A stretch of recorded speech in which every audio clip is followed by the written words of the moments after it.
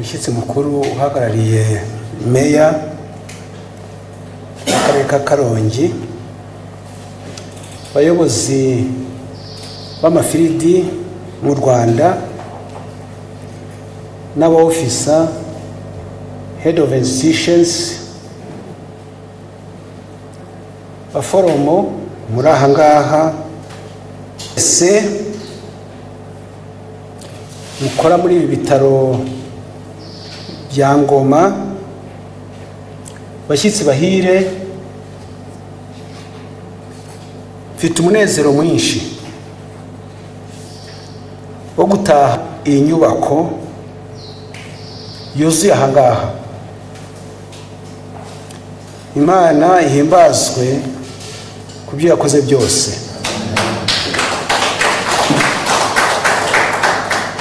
Mu by'ukuri umuntu utazi amateka y'ibi bitaro kuva bitangiye mu 1931 ntashobora kumenya ishingiro ry'ibyishimo by'uyu munsi mfite. Ibi bitaro n'abamisiyoneri muri 1931 kuko nari mbuvuze haruguru, hariho benshi bamenye ku izina rya Bwana Meteri. Uyu yari umuvugabutumwa, umufasha we akaba umuvuzi.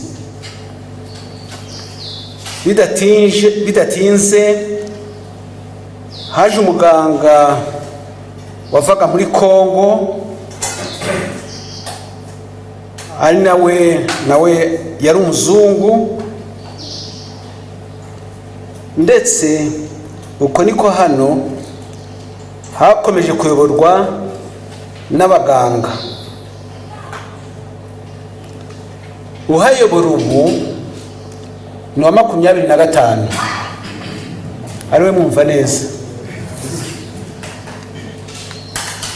Munyemerere dushimire buri wese ku murimo yakoreye hano, cyane mu rwego rw'ubuhano. Barubatse, ifatwa n'ingese, amazi ntiyaba akigera aha ngaha, inyubako n'ibikoresho birasaza, tubaho igihe kirekire byarazambye.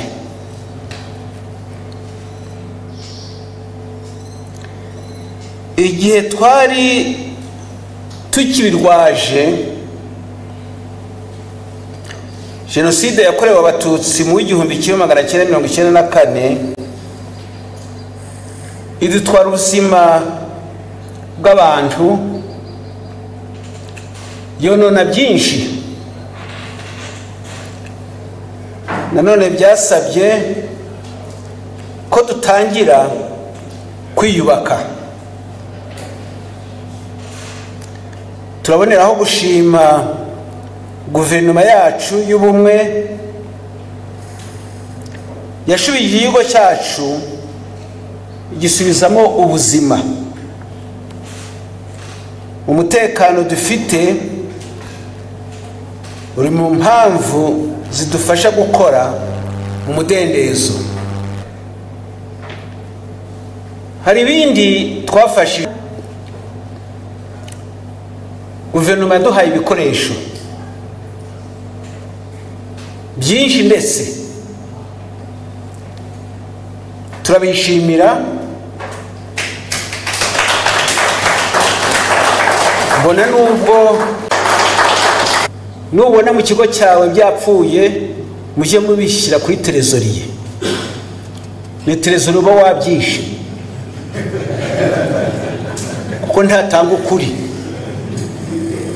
iyo afite ukuri arakuvuga akakubwira umuyobozi ati mfasha kuri ibi ngibi. Uriya rero yabaye intwari, ndamushima kandi mbikuye ku mutima.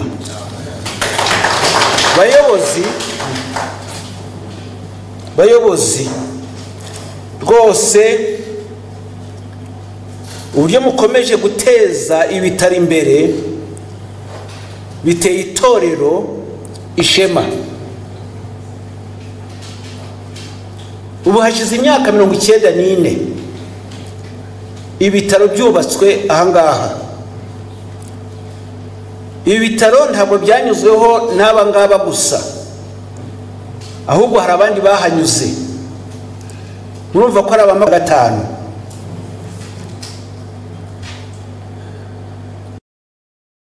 Icyo nababwira abayobozi muri ahangaha,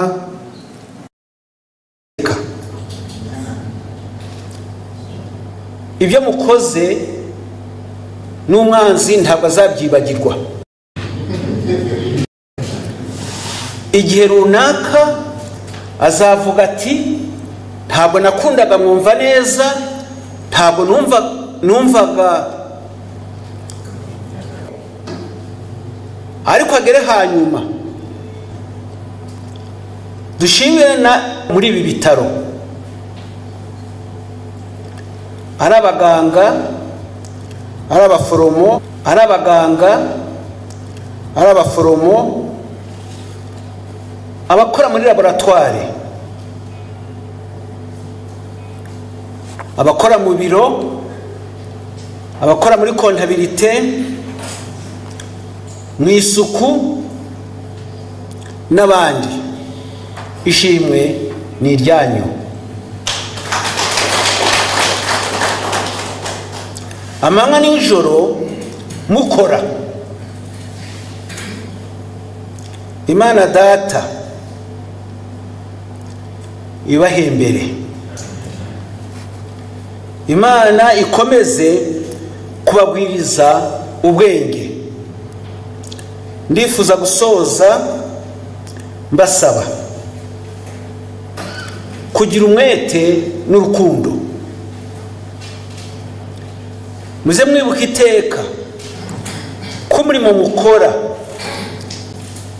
ari bumwe mu buryo Yesu yakoresheje kugira ngo agere ku mitima y'abantu. Namwe muje mwereka abarwayi ko babonera ihumure muri ibi bitaro. Ariko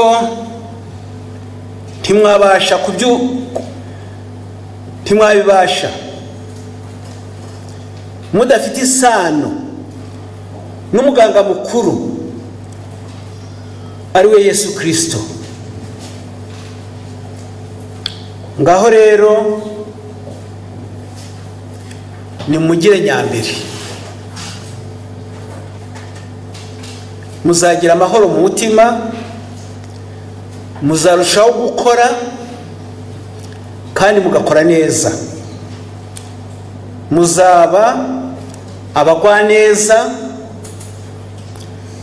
muzunguka ubwenge mutagiraga, bityo muzaba mutegutsa ubwami bwa Kristo Yesu.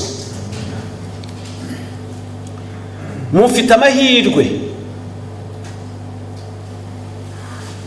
ko mukorera ku bimenyetso bifite urufatiro kuri Bibiliya.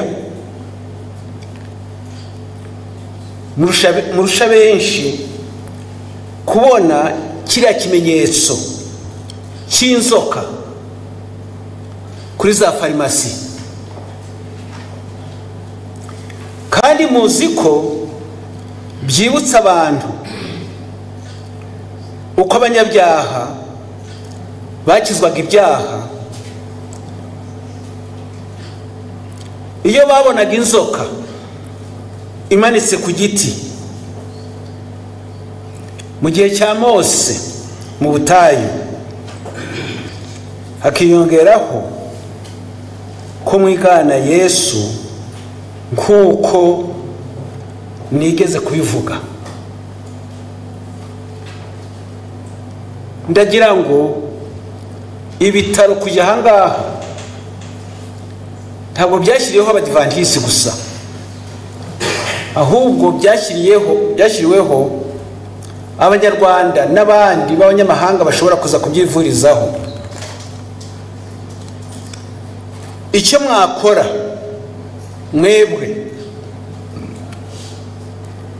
ni ukwerereza Yesu Kristo muri bino bitaro, mukagira itandukaniro ry'ibindi bitaro. Ndibwira ko nta wundi muganga uturutse ahandi mwararitse, ariko bikaba ibya mbere, abantu bakajya babona itandukaniro ry'ibitaro byacu. Icyo navuga kuri aba ngaba bafitiye inshingano ahangaha, mwanditse amateka kandi atazibagirana, ntabwo azibagirana. Ndasaba Imana Data wa twese ngo ikomeze kubongera ubwenge, ibahe n'imbaraga, ibashakire n'izindi nzira zatuma ibitaro bikomeza gutera intambwe bijya mbere, kugeza igihe Yesu azagarukira, aho tuzaba tutagikeneye ubuvuzi, ko tuzaba turi kumwe n'umuganga mukuru. Imana idufashe kandi dukomeze dushyigikirane kugira ngo tugire icyo dukoraho. Reka mbibutse ikintu kimwe,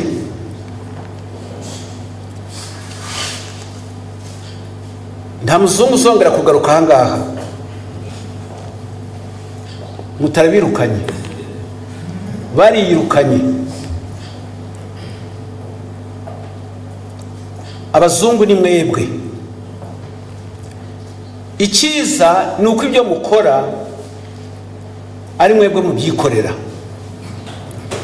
mukabikora mu gihugu cyanyu, mukazabishimirwa kuko ari ibyanyu. Nutanashimwa, umwana wawe azabishimirwa. Nta wundi waza kubidukorera keretse twebwe tubyikoreye, ariko twagize akaga muri kino gihe abari twebwe tuba tuhari ngo tubikore.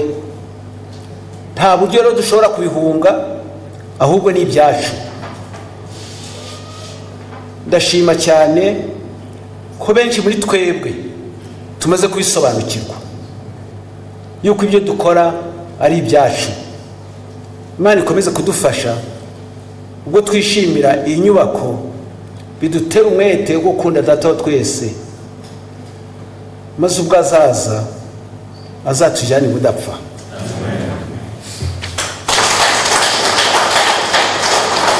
Kwiringira TV, ubutumwa bwiza kuri benshi, gukizwa kwa benshi. Matayo 24:14.